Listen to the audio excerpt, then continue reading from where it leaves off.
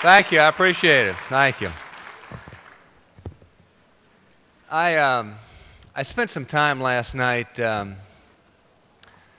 thanking y'all for what you do, for the little acts that Caton was just alluding to, just talking about, whether it's putting that bumper sticker on the car or sticking a stamp on an envelope or writing a thank you note. All those little things add up. I went into that into a little bit of depth. But the other thing that I said was I promised I'd go into a few of the nuts and bolts that I thought were important as we go forward from where we are as a party. And so I'd like to do that, and in setting the stage for sort of where we are, I'd like you to think of it as not 2008, but 1787. And we're not in Columbia, South Carolina. We happen to be in Philadelphia. Because what was interesting about what happened in Philadelphia in 1787 was we had the first Constitutional Convention, a convention not all that much different than this one. A group of folks gathered together, brought together based on some shared beliefs, some shared concerns. And what was interesting is what happened right at the end of that convention. Because there was an older man, happened to be in his 80s, stepping out of that place, and he walks down the steps, and a spectator comes up, just as somebody could today when you all leave. And the question asked to the man was, "Well, doctor, what do we have? A monarchy or a republic?"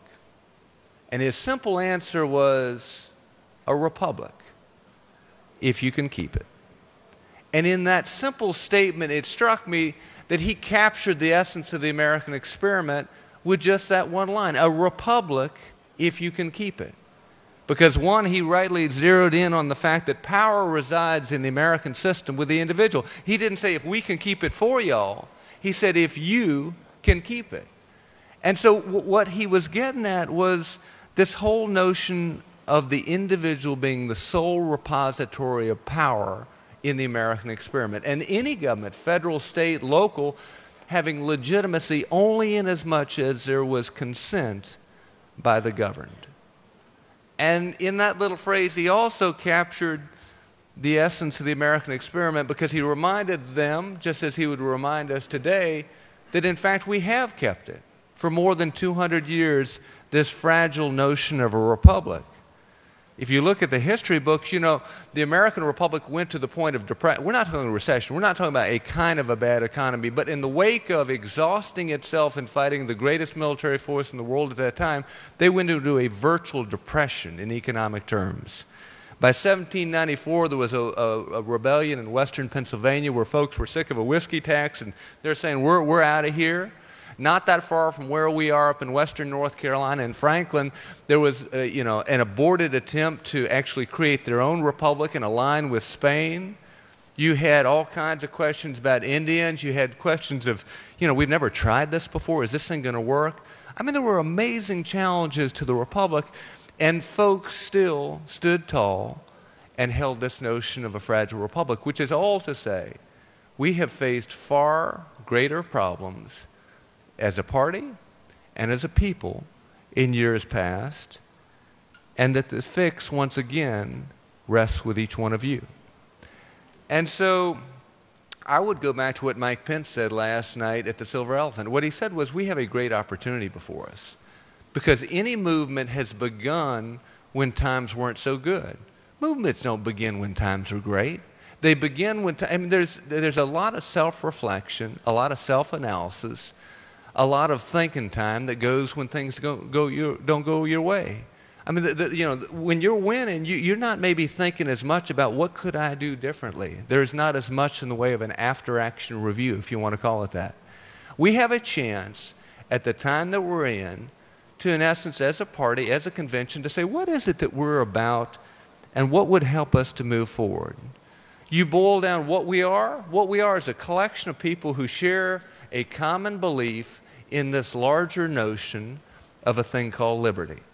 And we believe in a set of surrounding principles that are all about advancing that larger notion of liberty, which again is the hallmark of the American experiment. We call ourselves the Grand Old Party. But in the business world, they would call us nothing more than a brand.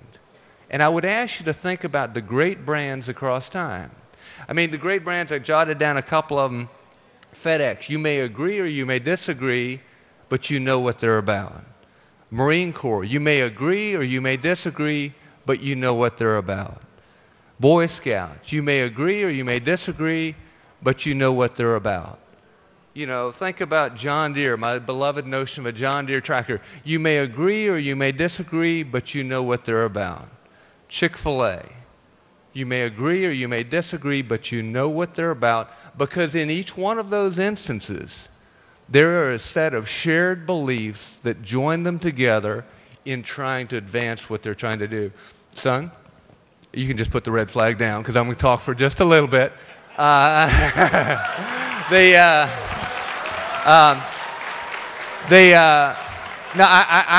I'm one who's very short and to the point, but I do want to say this morning because I think it's very, very important. And so I'm going to grab back some of the time I normally leave on the table in speaking events.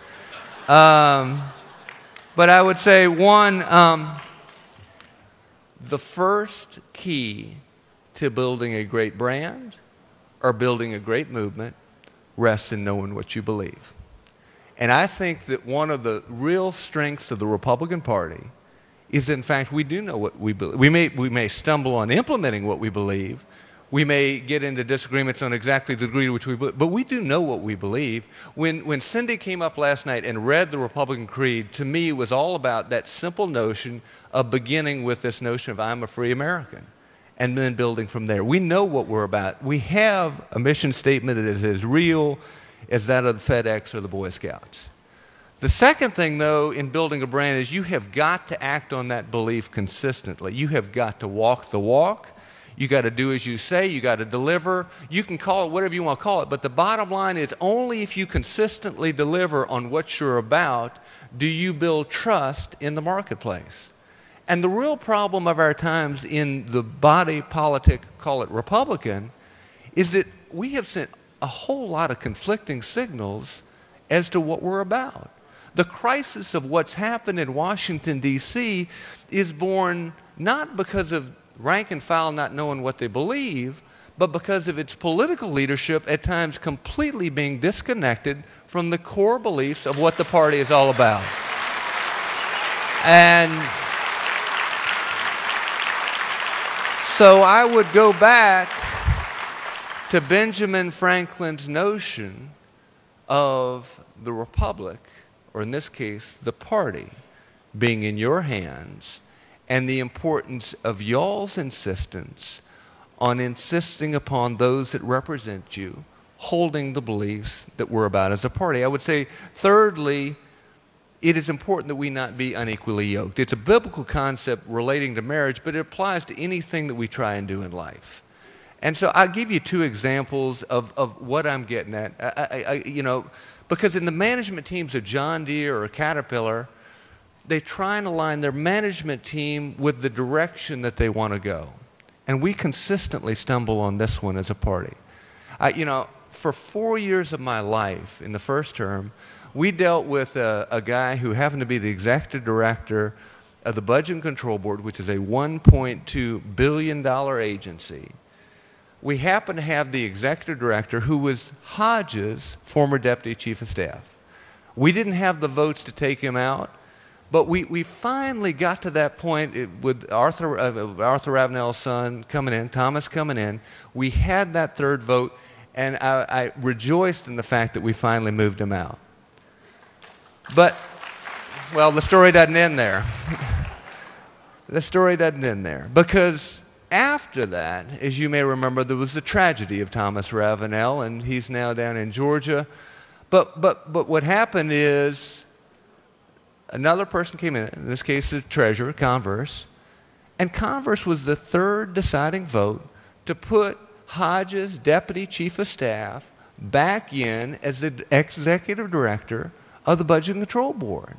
Or I could give you other examples of, we have John Land who works as hard as he can against the principles that we're about as a party, and yet we can't get a vote out of a Republican-controlled Senate to take his son off Santee Cooper board, which is something we've been working on for the last couple of years. I could give you other examples. The point is, we have got to align the management team, the actual practice of politics, with what we're to be about as a party. And I would fourthly say,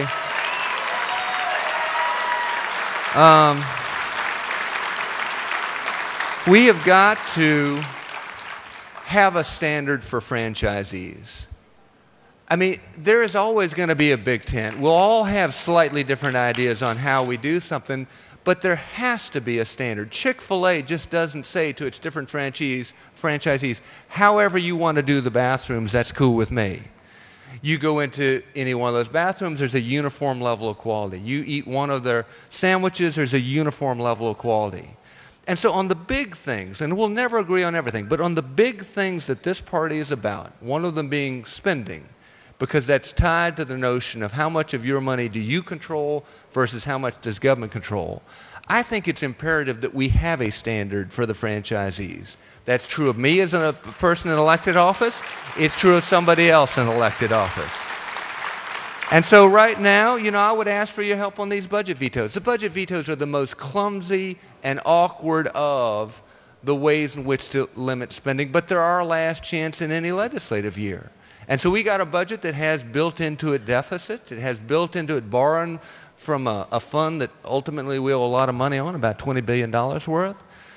And so I'd ask for your help and encourage members to support us on the vetoes, not because they're perfect. Any set of vetoes designed by man will be imperfect, but because it represents our last chance to lower the growth of government in South Carolina and increase the personal freedom that every one of you all have. I would make two last points, and I'll call it quits, and I'll let you do your job. And those would be, one, great brands are always open to internal challenges. We are in primary season. A lot of people become upset with different folks because, well, you weren't loyal to the party because you ran against so-and-so. We're not loyal to individuals. This applies to me as a candidate. It applies to each one of us as candidates. We're loyal to the ideas that we're about.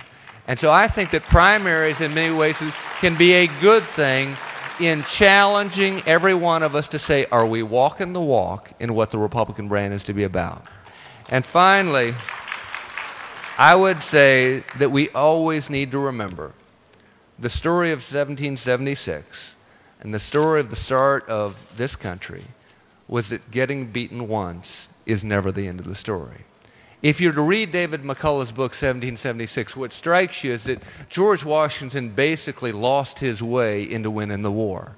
One defeat after another, after another, after another, and yet he won because he stayed true to the principles that this republic was formed on. Thanks again for what y'all are doing. I appreciate it. Thank you.